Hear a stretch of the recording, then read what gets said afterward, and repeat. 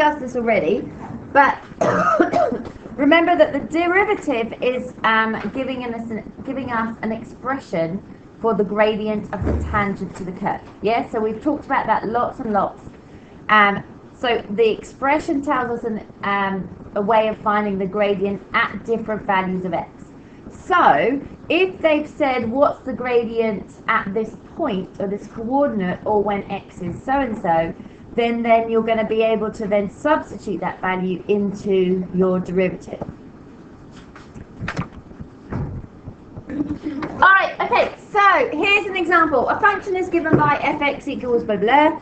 Find the gradient of the tangent to the curve when x is 2. Okay?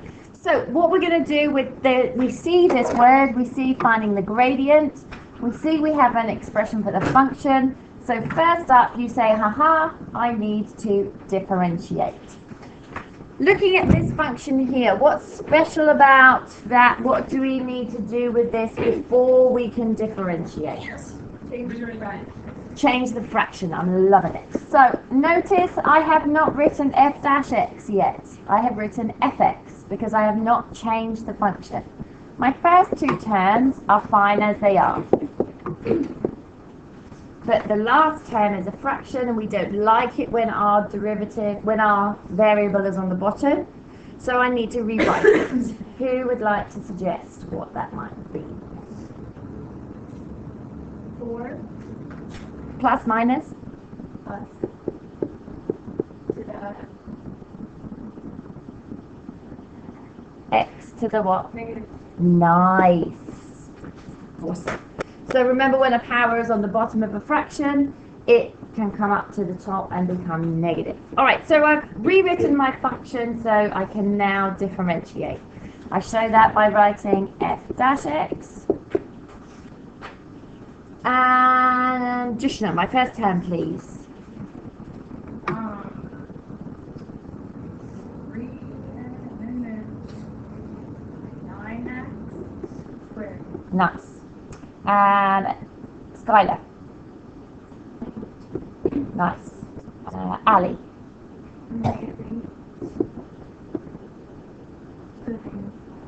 X to the... Ooh, careful. Taking one off. Yeah, you fell into the trap. You've got it. Okay, we good? Alright, so we now have our expression for the gradient of the tangent. But they've said specifically what's the gradient of the tangent when x is 2. So Shelter, what are we going to do for our last step? Put 2 where all the x's are. Now, this one here, if it was on the non-calc paper, so if it was on paper 1, you might look at this and go, oh my lord, I cannot do that. I don't know what something to the power of negative 3 is.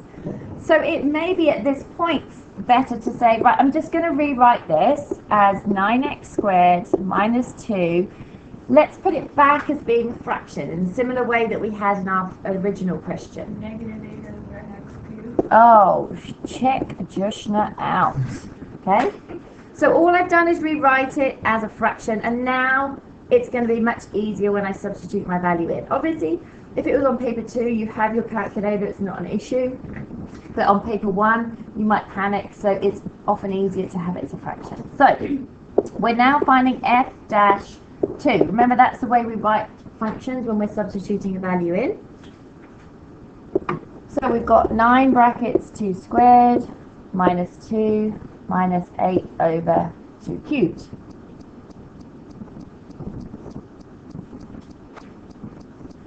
BEDMAS is important, as always. So we are going to do 2 squared and then multiply that by 9. So 2 squared is 4, multiplied by 9, 36. Take away 2, minus 8 over 2 cubed. So what's 2 cubed? 8. So we're taking away 8 over 8. Well, this is a nice one, because what's 8 over 8? 1. So I've got 36 minus 2 minus 1, which gives me 33. Sometimes in a question they may say find the gradient of the tangent at the point, for example, 3, negative 5. Okay, so if they've said at the coordinate 3, negative 5, the only part you're interested in is the x coordinate. Okay, so it doesn't matter what the y coordinate is, you're only interested in the x coordinate. So just be aware of that, the question has that. All right, now that brings us nicely onto this, finding equations of tangents and normals. So we know that the derivative allows us to find the gradient of the tangent. Now note, this is the gradient of the tangent. So it just tells us one part about the tangent. If we're asked to find the equation of the tangent, we need to remember that it is a straight line. Okay, so equations of tangents have to be in which form? What's the general equation of a straight line? Oh, my giddy aunt, I'm so excited.